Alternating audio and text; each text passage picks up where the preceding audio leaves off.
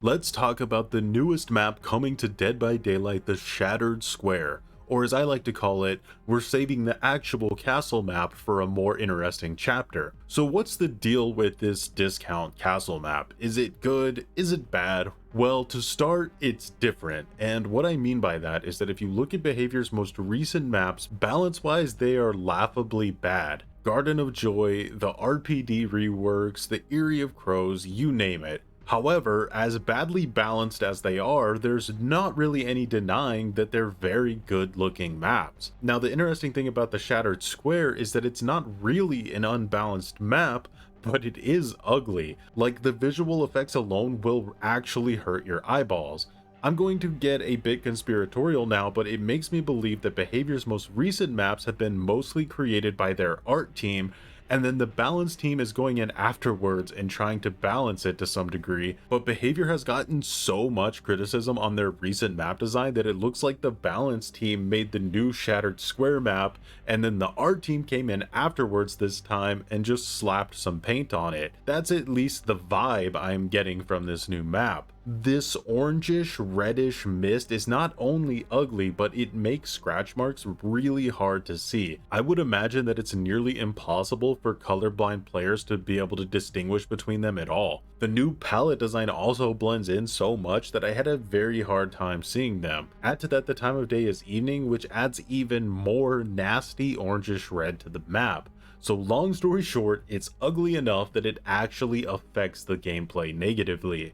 Now let's talk about balance. Well, in comparison to the rest of the maps in DBD, it is somewhat balanced. It's very reminiscent of the new Blood Lodge. It's just a lot of palettes and very basic loops. The only really unique structure in the map is this really simple broken down house in the center of it. The house comes standard with one god palette and not really much else to say about it. It helps break up the line of sight on the map, which is good because it'll make it a little bit harder for survivors to shift W the killer. The map is also a bit large, but its simplicity makes it feel smaller somehow. Everything looks the same and it all hurts my eyes.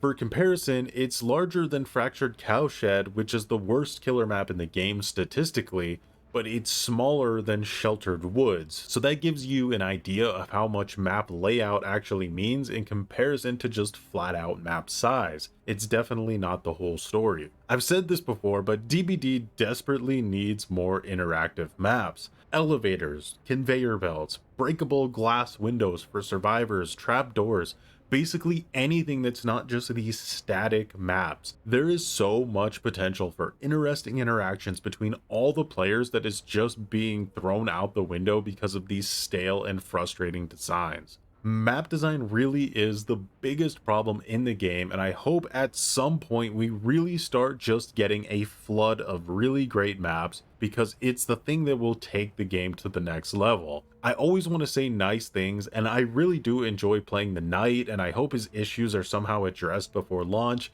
but I still can't really find anything pleasant to say about the new map. They tried something a bit different from what they've been doing with their other recent maps, but that's about the only positive thing there is here to say. The Shattered Square is about as dull as a burned down village outside of an awesome, significantly more interesting castle. But tell me, am I being too harsh? How do you feel about the new map? More importantly though, what type of things do you want to see added in future maps? Let me know, and as always, thanks for watching and have a good one.